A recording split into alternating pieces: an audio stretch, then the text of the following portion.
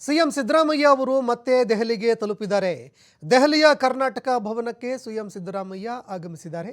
ಇನ್ನು ಮುಖ್ಯಮಂತ್ರಿಗಳ ಜೊತೆಗೆ ಸಚಿವರಾಗಿರುವಂತಹ ಕೃಷ್ಣ ಬೈರೇಗೌಡ, ಮಹದೇವಪ್ಪ, ಶಾಸಕ ರಾಯರೆಡ್ಡಿ ಅವರು ಕೂಡ ತೆರಳಿದ್ದಾರೆ. ಎಂಎಲ್ಸಿ ನಜೀರ್ ಅಹಮದ್ ಅವರು ಕೂಡ ಆಗಮಿಸಿದ್ದಾರೆ ದೆಹಲಿಗೆ. ಕರ್ನಾಟಕ ಭವನಕ್ಕೆ ಸಿಎಂ ಸಿದ್ದರಾಮಯ್ಯ ಅವರು ತೆರಳುತ್ತಾ ಇದ್ದಾರೆ. ದೆಹಲಿಯಲ್ಲಿ ಇರುವಂತಹ ಕರ್ನಾಟಕ ಭವನಕ್ಕೆ ಸಿಎಂ ಸಿದ್ದರಾಮಯ್ಯ ಅವರು ತೆರಳುತ್ತಾ ಇದ್ದಾರೆ. ಇನ್ನು ಸಂಜೆ ಪ್ರಧಾನಿ ನರೇಂದ್ರ ಮೋದಿ ಅವರನ್ನ ಭೇಟಿ ಕೂಡ ಮಾಡಲಿದ್ದಾರೆ ಮುಖ್ಯಮಂತ್ರಿ ಸಿದ್ದರಾಮಯ್ಯನವರು. ರಾಜ್ಯದ ಹಲವಾರು ವಿಷಯಗಳ ಬಗ್ಗೆ ಪ್ರಧಾನಿ ನರೇಂದ್ರ ಮೋದಿ ಅವರ ಜೊತೆಗೆ ಚರ್ಚೆ ಕೂಡ ಮಾಡಲಿದ್ದಾರೆ. ಅತಿವೃಷ್ಟಿಯಾಗಿ ಸಾಕಷ್ಟು ಅಪಾರ ಪ್ರಮಾಣದಲ್ಲಿ ಆಸ್ತಿ ಪಾಸ್ತಿ ನಷ್ಟ ಉಂಟಾಗಿದೆ. ರೈತರ ಬೆಳೆಗಳು ನಷ್ಟ ಉಂಟಾಗಿದೆ. ಹೀಗಾಗಿ ಅದಕ್ಕೆ ಅತಿವೃಷ್ಟಿಯ ನೆರವನ್ನು ಆದಷ್ಟು ಬೇಗ ಕೊಡಬೇಕು ಅಂತ ಕೇಂದ್ರ ಸರ್ಕಾರದ ಮುಂದೆ ಬೇಡಿಕೆ ಇಡುವಂತಹ ಸಾಧ್ಯತೆ ಇದೆ. ಕೇಂದ್ರದಿಂದ ಪುರಸ್ಕೃತ ಯೋಜನೆಗಳು ಅಂದರೆ ಕೇಂದ್ರ ಸರ್ಕಾರ ಯಾವ ಯೋಜನೆಗಳನ್ನು ರಾಜ್ಯದಲ್ಲಿ ನಡೆಸ್ತಾ ಇದೆ ಆ ಯೋಜನೆಗಳಿಗೆ ಸಂಬಂಧಪಟ್ಟಂತೆ ಕೂಡ ಅನುದಾನಕ್ಕೆ ಬೇಡಿಕೆ ಇಡಲಿದ್ದಾರೆ. ಮೇಕೆದಾಟು ಯೋಜನೆ ಕುರಿತು ಚರ್ಚೆ ಕೂಡ ಮಾಡಲಿದ್ದಾರೆ. ಪರಿಸರ ಇಲಾಖೆಯ ಅನುಮತಿ ಕೊಡಿಸೋದಕ್ಕೆ ಮನವಿ ಮಾಡಿಕೊಳ್ಳಲಿದ್ದಾರೆ. ಈಗಾಗಲೇ ಸುಪ್ರೀಂ ಕೋರ್ಟ್ನಲ್ಲಿ ಈ ವಿಚಾರ ತಮಿಳುನಾಡು ಸರ್ಕಾರ ಅರ್ಜಿ ಸಲ್ಲಿಕೆ ಮಾಡಿತ್ತು. ಅರ್ಜಿ ವಜಾಗೊಂಡಿರುವ ಹಿನ್ನೆಲೆಯಲ್ಲಿ ಮೇಕೆದಾಟು ವಿಚಾರವನ್ನು ಕೂಡ ಸಿಎಂ ಸಿದ್ದರಾಮಯ್ಯ ಅವರು ಪ್ರಸ್ತಾಪ ಮಾಡಲಿದ್ದಾರೆ. ಜೊತೆಗೆ ಪರಿಸರ ಇಲಾಖೆಯಿಂದ ಅನುಮತಿ ಕೊಡಿಸಬೇಕು ಅಂತ ಮನವಿ ಕೂಡ ಮಾಡಿಕೊಳ್ಳಿದ್ದಾರೆ. ಇನ್ನು ಮೆಟ್ರೋ ಯೋಜನೆಯ ಬಾಕಿ ಹಣ ಇನ್ನೂ ಹಾಗೆ ಉಳ್ಕೊಂಡಿದೆ, ಅದನ್ನು ಕೂಡ ಬಿಡುಗಡೆ ಮಾಡುವಂತೆ ಮನವಿ ಮಾಡಿಕೊಳ್ಳಿದ್ದಾರೆ. GST ಬಾಕಿ ಹಣದ ಬಗ್ಗೆಯೂ ಕೂಡ ಪ್ರಧಾನಿ ನರೇಂದ್ರ ಮೋದಿಯವರ ಜೊತೆಯಲ್ಲಿ ಮಾತುಕತೆ ನಡೆಸಲಿದ್ದಾರೆ. ಇನ್ನು ಮೋದಿಯವರನ್ನು ಭೇಟಿ ಮಾಡಿದ ಬಳಿಕ AICC ಅಧ್ಯಕ್ಷ ಮಲ್ಲಿಕಾರ್ಜುನ್ ಖರ್ಗೆ ಅವರನ್ನು ಕೂಡ ಸಿಎಂ ಸಿದ್ದರಾಮಯ್ಯ ಅವರು ಭೇಟಿ ಮಾಡಲಿದ್ದಾರೆ. ಖರ್ಗೆ ಅವರ ನಿವಾಸದಲ್ಲಿ ಭೇಟಿ ಮಾಡಲಿದ್ದಾರೆ ಸಿಎಂ ಸಿದ್ದರಾಮಯ್ಯ. ಇದೇ ವೇಳೆ ಸಂಪುಟ ಪುನರ್ರಚನೆ ಕುರಿತು ಚರ್ಚೆಗಳು ಕೂಡ ನಡೆಯುವಂತಹ ಸಾಧ್ಯತೆ ಇದೆ ಅಂತ ಹೇಳಲಾಗ್ತಾ ಇದೆ. ಇನ್ನು ಸಿಎಂ ಸಿದ್ದರಾಮಯ್ಯ ಅವರು ಆ ರೀತಿ ಯಾವುದೇ ಮಾತುಕತೆ ಆಗಿಲ್ಲ, ರಿಷಫಲ್ ಎಲ್ಲ ಆ ವಿಚಾರಕ್ಕೆ ಸಂಬಂಧಪಟ್ಟಂತೆ ನಾವು ಚರ್ಚೆನೇ ಮಾಡಿಲ್ಲ ಅಂತ ಹೇಳಿದರು. ಮತ್ತೊಂದೆಡೆ DCM DK ಶಿವಕುಮಾರ್ ಅವರು ಈ ವಿಚಾರಕ್ಕೆ ಸಂಬಂಧಪಟ್ಟಂತೆ ಸಿಎಂ ಸಿದ್ದರಾಮಯ್ಯ ಅವರನ್ನೇ ಕೇಳಬೇಕು ಅಂತ ಅವರು ಕೂಡ ಹಾರಿಕೆ ಉತ್ತರ ಕೊಟ್ಟಿದ್ದರು, ಪ್ರಶ್ನೆಗಳಿಂದ ತಪ್ಪಿಸ್ಕೊಂಡಿದ್ರು. ಆದರೆ ಈಗ ಸಿಎಂ ಸಿದ್ದರಾಮಯ್ಯ ಅವರು ಮತ್ತೆ ದೆಹಲಿಗೆ ತೆರಳಿರೋದ್ರಿಂದಾಗಿ ಸಾಕಷ್ಟು ಚರ್ಚೆಗಳು ಆರಂಭ ಆಗಿದ್ದಾವೆ. ಯಾವ್ಯಾವ ಚರ್ಚೆಗಳಿಗೆ ಸಿಎಂ ಸಿದ್ದರಾಮಯ್ಯ ಅವರು ಫುಲ್ ಸ್ಟಾಪ್ ಹಾಕಿದ್ರು ಆ ಒಂದು ಚರ್ಚೆಗಳಿಗೆ ಮತ್ತೆ ರೆಕ್ಕೆ ಪುಕ್ಕ ಬಂದಿದ್ದಾಗಿದೆ. ಹೀಗಾಗಿ ಮತ್ತೆ ಕ್ಯಾಬಿನೆಟ್ ಪುನರ್ರಚನೆ ವಿಚಾರಕ್ಕೆ ಸಂಬಂಧಪಟ್ಟಂತೆ ತೀವ್ರವಾಗಿ ಚರ್ಚೆಗಳು ಆರಂಭವಾಗಿದ್ದಾವೆ. ಮತ್ತೊಂದೆಡೆ ಯಾರ್ಯಾರು ಕುಲಾವಿ ಹೊಲಿಸ್ಕೊಳ್ತಾ ಇದ್ರು ಈಗ ಮತ್ತೆ ಸಚಿವಗಿರಿ ಸಿಗುವಂತಹ ಒಂದು ಸಂತಸದಲ್ಲಿ ಇದ್ದಾರೆ. ಆದರೆ ಸಿಎಂ ಅವರು ಸಭೆ ಬಳಿಕ ಯಾವೆಲ್ಲ ಒಂದು ವಿಚಾರಕ್ಕೆ ಸಂಬಂಧಪಟ್ಟಂತೆ ಮಾತನಾಡ್ತಾರೆ, ಕ್ಯಾಬಿನೆಟ್ ಪುನರ್ರಚನೆ ವಿಚಾರಕ್ಕೆ ಸಂಬಂಧಪಟ್ಟಂತೆ ಮಾತನಾಡ್ತಾರ, ಅದನ್ನು ಕೂಡ ನಾವು ಕಾದು ನೋಡಬೇಕಾಗುತ್ತೆ.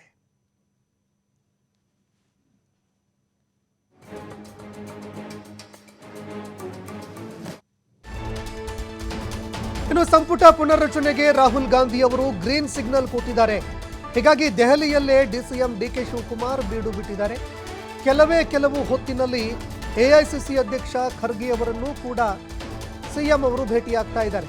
ಹೀಗಾಗಿ ಈ ಬಗ್ಗೆ ಪ್ರತಿಕ್ರಿಯೆ ನೀಡೋದಕ್ಕೆ DCM DK ಶಿವಕುಮಾರ್ ನಕಾರ ಮಾಡಿದ್ದಾರೆ. ಈಗಲೇ ಈ ಬಗ್ಗೆ ಪ್ರತಿಕ್ರಿಯೆ ಕೊಡೋದಿಲ್ಲ ಅಂತ DCM DK ಶಿವಕುಮಾರ್ ಮಾತನಾಡೋದಕ್ಕೆ ಹಿಂದೇಟು ಹಾಕಿದ್ದಾರೆ. ಯಾವುದೇ ಪ್ರತಿಕ್ರಿಯೆ ನೀಡದೆ DCM DK ಶಿವಕುಮಾರ್ ಅಲ್ಲಿಂದ ತೆರಳಿದ್ದಾರೆ. ಯಾವುದೇ ರೀತಿಯಾದಂತಹ ಒಂದು ಪ್ರತಿಕ್ರಿಯೆನೇ ಕೊಡದೆ DK ಶಿವಕುಮಾರ್ ಅಲ್ಲಿಂದ ತೆರಳಿದ್ದಾರೆ. ಹೀಗಾಗಿ ಈ ಒಂದು ವಿಚಾರಕ್ಕೆ ಸಂಬಂಧಪಟ್ಟಂತೆ ಅಂದರೆ ಸಂಪುಟ ವಿಚಾರಕ್ಕೆ ಸಂಬಂಧಪಟ್ಟಂತೆ ಸರ್ಜರಿ ಫಿಕ್ಸಾ ಅಥವಾ ಸಂಪುಟ ಸರ್ಜರಿ ಮತ್ತೆ ಮುಂದೂಡಿಕೆ ಆಗತ್ತಾ, ಈ ವಿಚಾರಕ್ಕೆ ಸಂಬಂಧಪಟ್ಟಂತೆ ಸಿಎಂ ಸಿದ್ದರಾಮಯ್ಯ ಅವರು ಸ್ಪಷ್ಟೀಕರಣ ಕೊಟ್ಟ ಬಳಿಕವೇ ಎಲ್ಲವೂ ಕೂಡ ನಿಚ್ಚಳವಾಗುತ್ತೆ. ಒಂದೆಡೆ ರಾಹುಲ್ ಗಾಂಧಿ ಅವರು ಸಂಪುಟ ಪುನರ್ರಚನೆ ಮಾಡೋದಕ್ಕೆ ಗ್ರೀನ್ ಸಿಗ್ನಲ್ ಕೊಟ್ಟಿದ್ದಾರೆ ಅಂತ ಹೇಳಲಾಗ್ತಾ ಇದೆ.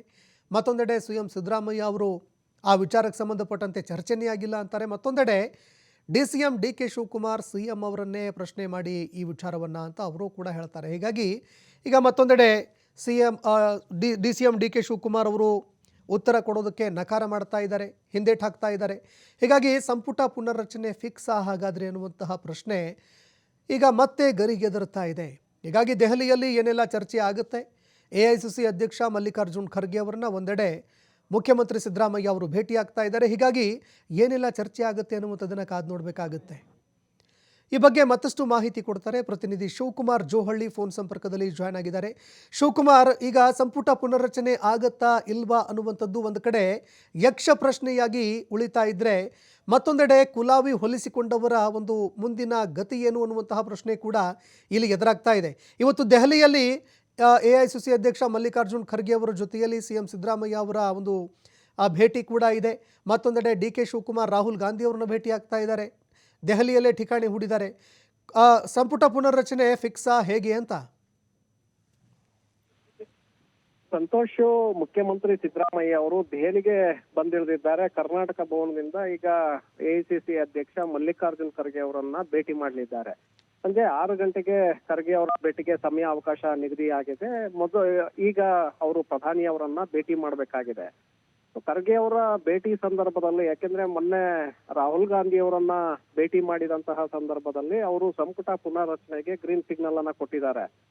ಸೋನಿಯಾ ಗಾಂಧಿ ಅವರ ಜೊತೆ ಕೂಡ ಸಿದ್ದರಾಮಯ್ಯ ಸುಮಾರು 15 ನಿಮಿಷ ಮಾತುಕತೆಯನ್ನು ನಡೆಸಿದ್ರು. ಸೋನಿಯಾ ಗಾಂಧಿ ಅವರಿಂದಲೂ ಕೂಡ ಕೀಪ್ ಇಟ್ ಅಪ್ ಅನ್ನುವಂತಹ ಸೂಚನೆ ಬಂದಿದೆ ಅನ್ನುವಂತಹ ಮಾಹಿತಿಗಳು ನಮ್ಗೆ ಸಿಕ್ಕಿತ್ತು. ಹಾಗಾಗಿ ಇಬ್ಬರು ನಾಯಕರಿಂದ ಈಗ ಗ್ರೀನ್ ಸಿಗ್ನಲ್ ಸಿಕ್ಕಿರೋದ್ರಿಂದ ಖರ್ಗೆ ಅವರ ಜೊತೆ ನೀವು ಸೋಮವಾರ ಚರ್ಚೆಯನ್ನ ಮಾಡಿ ನಂತರ ರೀಶಫಲ್ ಮಾಡಿ ಅನ್ನುವಂತ ಅನುಮತಿ ರಾಹುಲ್ ಗಾಂಧಿ ಅವರಿಂದ ಸಿಕ್ಕಿದೆ. ಆ ಕಾರಣಕ್ಕೆ ಇವತ್ತು ಖರ್ಗೆ ಅವರನ್ನ ಭೇಟಿ ಮಾಡ್ತಾ ಇದ್ದಾರೆ. ಖರ್ಗೆ ಅವರ ನಿವಾಸದಲ್ಲಿ ಸಿದ್ದರಾಮಯ್ಯ ಅವರು ಭೇಟಿ ಮಾಡಿದ ನಂತರ ಇದಕ್ಕೆ ಒಂದು ತಾರ್ಕಿಕ ಅಂತ್ಯ ಬೀಳುತ್ತೆ. ಏನೆಲ್ಲ ಚರ್ಚೆಗಳು ಇಲ್ಲಿಯವರೆಗೆ ನಡೀತಾ ಇದೆ ಅದೆಲ್ಲದಕ್ಕೂ ಕೂಡ ಅಂತ್ಯ ಬೀಳುತ್ತೆ. ಒಂದು ಕಡೆ ಡಿ.ಕೆ. ಶಿವಕುಮಾರ್ ಅವರು ಕೂಡ ಕಳೆದ 3 ದಿನಗಳಿಂದ ದೆಹಲಿಯಲ್ಲೇ ಇದ್ದಾರೆ. ಅವರು ಕಾಂಗ್ರೆಸ್ ವರಿಷ್ಠರನ್ನ ಭೇಟಿ ಮಾಡ್ತಾ ಇದ್ದಾರೆ. ರಾಹುಲ್ ಗಾಂಧಿ ಅವರ ಭೇಟಿಗೂ ಕೂಡ ಸಾಕಷ್ಟು ಪ್ರಯತ್ನವನ್ನ ಮಾಡಿದ್ರು. ಆದ್ರೆ ರಾಹುಲ್ ಗಾಂಧಿ ಅವರ ಭೇಟಿಗೆ ಅವಕಾಶ ಸಿಕ್ಕಿಲ್ಲ. ಎಐಸಿಸಿ ಅಧ್ಯಕ್ಷ ಮಲ್ಲಿಕಾರ್ಜುನ್ ಖರ್ಗೆ ಅವರನ್ನ ಭೇಟಿ ಮಾಡಿ ಸಹೋದರನ ಜೊತೆ ಸುದೀರ್ಘವಾಗಿ ಸುಮಾರು 40 ನಿಮಿಷ ಚರ್ಚೆಯನ್ನು ಕೂಡ ಮಾಡಿದ್ರು. ಆ ಸಂದರ್ಭದಲ್ಲಿ ಕೆಲವು ವಿಚಾರಗಳನ್ನ ಡಿ.ಕೆ. ಶಿವಕುಮಾರ್ ಎಐಸಿಸಿ ಅಧ್ಯಕ್ಷರ ಮುಂದೆ ಇಟ್ಟಿದ್ದಾರೆ ಅನ್ನುವಂತ ಮಾಹಿತಿಗಳಿದೆ. ಇದರ ನಡುವೆ ಇವತ್ತು ಸಿದ್ದರಾಮಯ್ಯ ಅವರು ಖರ್ಗೆ ಅವರನ್ನ ಭೇಟಿ ಮಾಡಿ ಸಂಪುಟ ಪುನಾರಚನೆಯ ಬಗ್ಗೆ ಮತ್ತೆ ರಾಹುಲ್ ಗಾಂಧಿ ಅವರ ಸೂಚನೆ ಬಗ್ಗೆ ಈಗಾಗಲೇ ಅವರ ಗಮನಕ್ಕೆ ತಂದಿದ್ದಾರೆ.